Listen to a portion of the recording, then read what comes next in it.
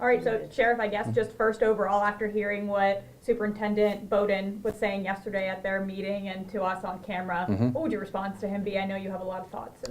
What did he say? Because he says a lot of things, so depend on what's said at the time. So can you define what he said and help me out? In terms of you not calling him back, he said he's called you multiple times. You won't call him back. He says he's sorry for the way the relationship has become between the two of you. Well, relationships sour when you get mixed messages, and the conversations I've had with the superintendent on the telephone are like the old game of telephone. It is what I talk to him about, we agree on the telephone, doesn't come back to his board that way or to the community that way. So it's oftentimes a mixed message with the superintendent, and that's fine.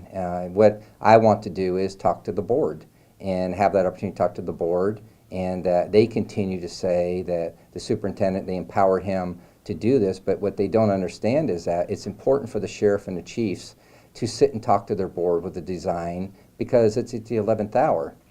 And that if the sheriff and the chiefs and the city managers and the county administrator have lost that confidence in their superintendent to have those telephone conversations, why would the board not provide that opportunity for the elected sheriff to come in and talk to them? Why would not the majority of the school district's board allow us to come in and talk to them about the safety and security of their children? And the most important thing that alarms me is the message that the safety of the children comes first, if that's true and accurate, is that what I was provided with late last evening was removing deputies from the schools. And so we're reducing, at the request of the district, the number of deputies on the schools from what they've had in the past.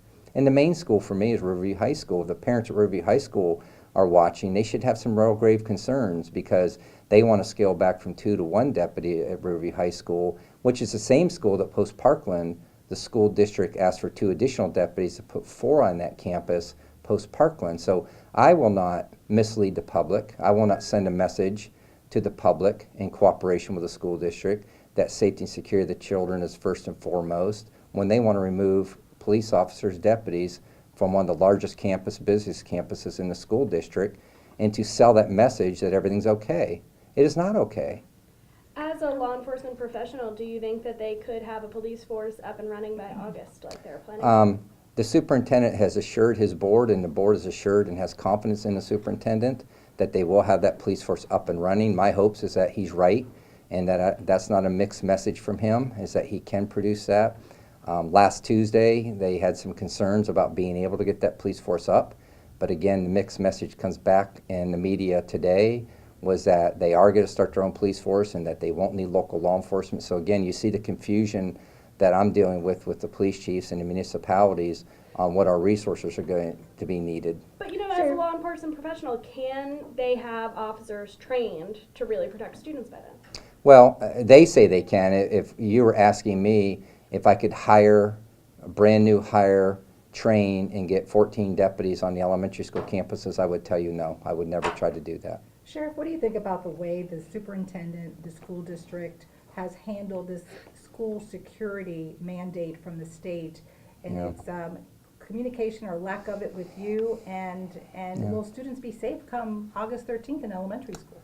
Well, I can tell you that this new law is very cumbersome. This new law is very cumbersome in that you better have your attorney interpret the law to understand it, from crisis intervention training to risk protection orders. There's a lot that goes on within this law of complying with the law and making sure that you have the right people on the campuses who can do it, and to be able to interact with young people. So it's a heavy lift to do it and do it properly, to say the least. That's why back in March and April, we were desperately trying to get in dialogue with the school district so we can help them understand how heavy of a lift this is. Last Tuesday was a great meeting in public to talk about that, and I think that you saw some concerns of the school district staff themselves, where it was nice to hear them say, we want to take the sheriff and the police chiefs up on their offer to help us make our police force successful, and we will help them do that. And we even heard the superintendent say that we dialed down the pressure for him to help him out with that. And then again today I learned through the media that they are standing up a police force again. They can have it ready to go. They're spending $500,000 on vehicles. So I'm getting mixed messages again. So it is concerning. I really don't know what to do anymore. I know the police chiefs are concerned. I talked to Northport and Sarasota chiefs last night, and we're all very frustrated because we're trying to make our staffing plans for this community, and residential areas will be affected if we have to go on these elementary school campuses. You will lose service in the communities if the school district can't get their police force up and running. Will you pull out a deputy out of Riverview High School? I will not pull a deputy out of Riverview High School. It just astonishes me that they message to the community is always the safety and security of their children. And if you're going to do that and say that, you better operationally practice that. And so to get a contract from the superintendent yesterday evening, removing 2 deputies from the schools, which will be less than we had over the last 2 or 3 years, post-Parkland, and especially at a high school where they themselves requested 2 additional deputies to have 4 on the campus post-Parkland, I don't understand the rationale, and that's why we need to sit in public and talk to the 5-person board, who the majority of them don't want to do it. But this is an elected board. They answer to the community, not the superintendent. And so it's important for them to be out in the public and to hear this dialogue and hear the concerns of the sheriff and the chiefs. And they certainly just seem opposed to doing that. At this Tom, point, didn't I do see you the question the leadership of the school district and that superintendent? I think for the betterment of a relationship that I'll refrain from that is that there's the majority of that school district has confidence in their superintendent, and I hope they have confidence that their school district is going to be safe and secure, and that they're going to have police officers on their elementary schools. The parents are going to be happy. They're going to feel safe. I will not sign a contract in any regards, in any capacity, removing any deputies from these schools.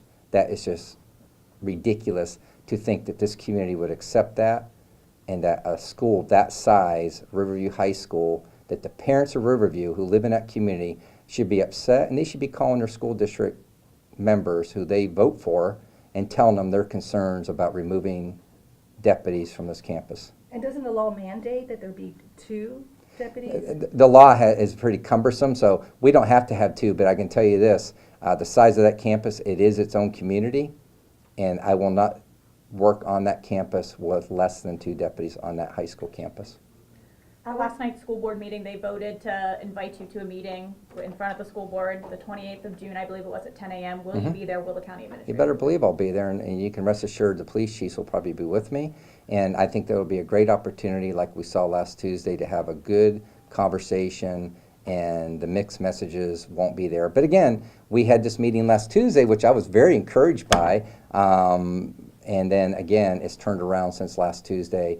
Got a mixed message again. I picked up the paper today and read it. I said, well, here we go again. They're going to create their own police. So I would say at this point, I did make an offer of 4 deputies to be at the elementary school campuses. I think now with the charter schools, that would be a heavy lift for me to even commit any deputies to elementary school campuses, especially the fact that the school district has committed that they are going to have a trained police force on the elementary schools come kickoff in August. So go ahead, Elizabeth. One more. Oh, I have like 5 questions. Can you put it all together? No? Yeah, but this is important. We Yeah. never get to talk to Sheriff Knight. I feel like this is, we really need more time. So I want to ask you about the 80-20. I mean, you've said for months that what your issue is that there's been different, there's a 50-50 for all the agencies except for just one, the Sarasota Police Department. So now you're getting this. Now he's saying, I want to do 80-20 across the board. So is your answer that I'm going to agree to a deal now? Well, my answer is that we need to flesh that out in an open conversation, and that the Board of County Commissioners, who funds my budget, have offered the county administrator to be with me during those discussions. What, Elizabeth, I was very happy to see yesterday was a superintendent to make a clear statement that he owned it, that his assertion of 50-50 split with all the governments over the past year was erroneous, and that it was good to see him acquiesce on something and provide a comment to his board that he owned it, and that it has never been equitable, and that he was going to ask the city of Sarasota to do an 80-20 split as he had done in the past with the city of Sarasota, with the anchor to have the sheriff's office and the city of Northport. So would I say that an 80-20 split would be inappropriate? I would not say that. I would say that the 80-20 split would have to be discussed with the knowledge that if they're paying 100% to create their own workforce, what would their thoughts be about the local governments funding 20% of the budget for the local law enforcement? So I think that that's something that needs to be a dialogue with the 5-person board of the school district. I just wanna ask one more thing. Yeah, So you said that's fine. you're looking to hire 14 SRD2s. Right. Or have you already hired those positions? We are in the process of hiring right now because I think it's important to remember, as focused as the school district is on themselves, I have to provide safety and security to the entire county and make sure I have the resources to be out in the communities. And that safety and security also includes charter schools. And so I have to work with the charter schools to make sure we have them secure too. So if you're saying that you can't even provide 4 for the elementary schools, does that mean the 14 are for the charter schools? We haven't got all them hired yet. I think we have 5 that have confirmed hiring. So we have to look at, can we get them through the hiring process? Can we get them trained? You have to remember this law, there's crisis intervention training, risk protection orders, it's cumbersome law. So we got to make sure, not that we just get people in uniform, you can have the Keystone Cops in uniform, but are they going to be able to provide the level of service that's number one required by the law and the expectation of this community? And so we have in to try to hire 14. We may not reach that goal. So it's fluid right now, not just budgetarily, but it's fluid about where those resources will be deployed.